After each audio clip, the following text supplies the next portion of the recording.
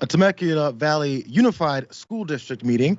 We're talking about anti-CRT that they were going over. And as you see, a confrontation happens with that man in the plaid berating a young black girl before the gentleman, I believe that is Pastor Brian, who posted that, stepped in. So the question comes, what triggered this guy to come and run up on a child at a school board meeting and yell at her like this? It started with this man named Dion, who decided to speak out about how they were attacking the idea of teaching CRT in the school that's not being taught in the school. Let's go. It is widely recognized by the vast majority of experts that bringing CRT into the K-12 classroom is just as outlandish as bringing calculus to the first grade classroom. Neither idea is viable or credible. Therefore, it is asinine to ban CRT when it isn't even taught in any K-12 classroom in the United States of America. Your continued blatant, willful ignorance of the black experience in this country is not only shameful, but also detrimental to the education and growth of our children. As Frederick Douglass once said, I say it with a sad sense of disparity between us. I am not included within the pale of glorious anniversary. Your high independence only reveals the immeasurable distance between us. It is disappointing to see people who have a problem with history being taught. It is not Ruby Bridges who has a problem with history being taught accurately. It is the people who threw rocks at a 6-year-old. It is for trying to simply go to school whose grandchildren might learn and see their pictures and recognize their faces as they were throwing rocks at this little girl instead of taking progress. Thank you, Dean. And at the back in there, Dion's time was cut off as he finished his comments. Comments that apparently these folks needed to hear because they don't want to teach the regular history of our country because it might offend some. They heard him mention Frederick Douglass and they said, oh, you mean that race baiter? Probably is the approach they go with. So once he left the podium, though, and had those very impassioned and truthful remarks, one woman actually told him maybe he should just leave the country and go back where he came from. And that's when things got heated. Dion had a couple lessons for her, too. My family has been here since August 16, 1619. The first ship has been passed. We've been slaves for 400 years. Don't you tell me to go somewhere. I've been here probably longer than you. Over 400 years.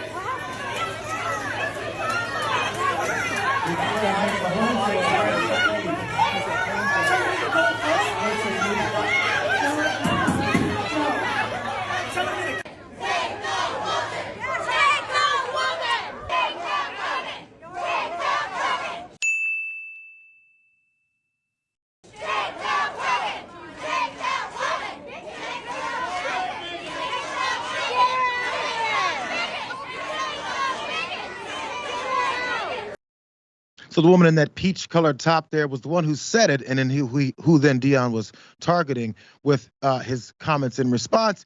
They attempted to kick out Dion, and then other folks did point out, yo, listen to what she said and how this whole thing started. That's where the chance for take her out then became. So it was a bit of a eviction battle. They went back and forth, who's going to get kicked out. Now, again, we started with that a-hole screaming at that little girl in the front in the beginning of this whole thing. This might be what triggered him because she also went up to that same lady who told Dion to maybe go back to another country. And she said, should I be leaving as well? That's what she said in this video, which then led to that other aggression. Watch that. Woo!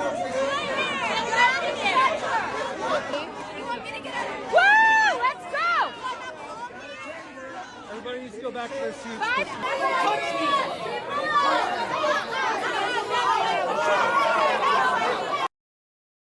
So he's upset because a young black girl walked up on this bigot who said, if you don't like it here, go to your own country, which Dion responded, this is my country, probably my country much longer than you. Crazy how that whole thing works. So what is it that they've been fighting over? What is it that this school board was doing in the first place that caused Dion to even have to come up there and teach them something about what they're refusing to learn?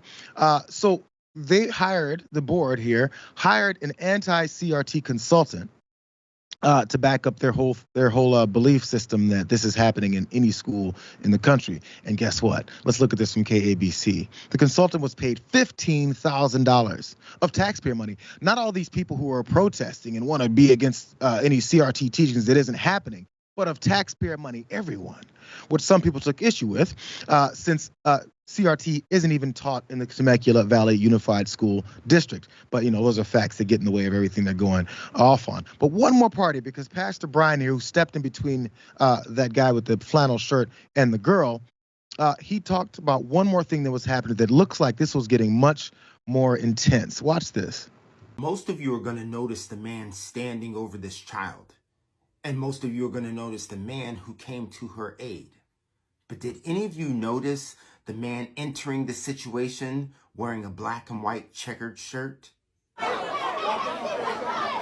That was off-duty Deputy Stephen Woroff of the Riverside County Sheriff Department. Deputy Woroff, why were you preparing to draw your firearm in a freaking school board meeting?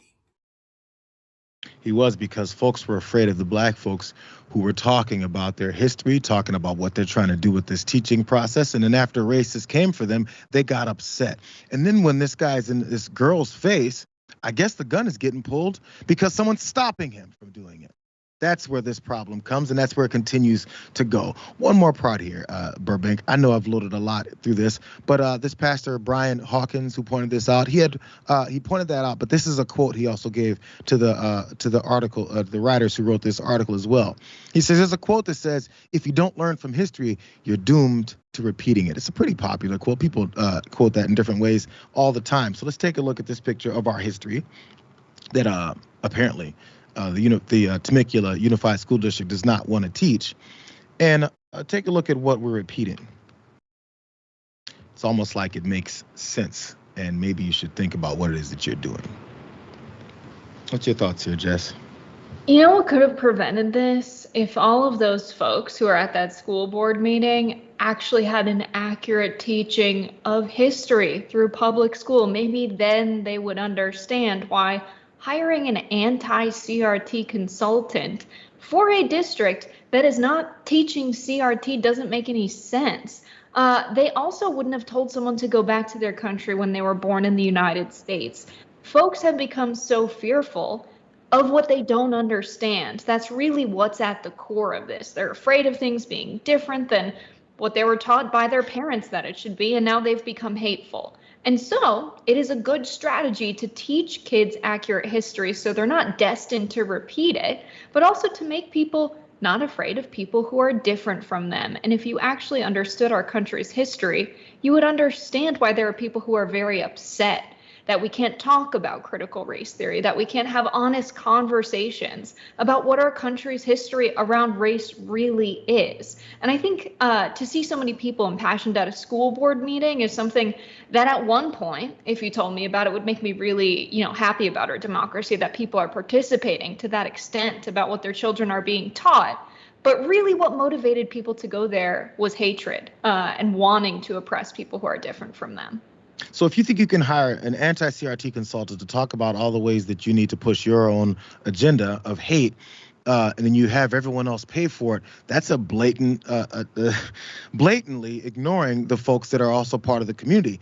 It's almost like they prophesize exactly what it says that you're doing. You're excluding certain groups of people to push your own biased perspective that's based in someone else's life, an experience that you don't even have. They'll push their own belief systems on someone else. And when someone says, this is my life, this is what my parents went through, this is what my grandparents went through, this is what my great-grandparents went through, and the great-great-great-grandparents went through. They go, psh, psh, psh, psh. I'm superior to you, and I tell you what your reality is. That's what this all breaks down to. And as soon as someone challenges it, off-duty cops are drawing at guns, a-holes are screaming at children who are in this meeting, who are probably directly affected by it. And then this is the result we have to come up with: a fight for reality. The United States of America, the country that's the shining example on the hill, is fighting for reality, as everyone else knows what reality is. But we're trying not to teach our children that.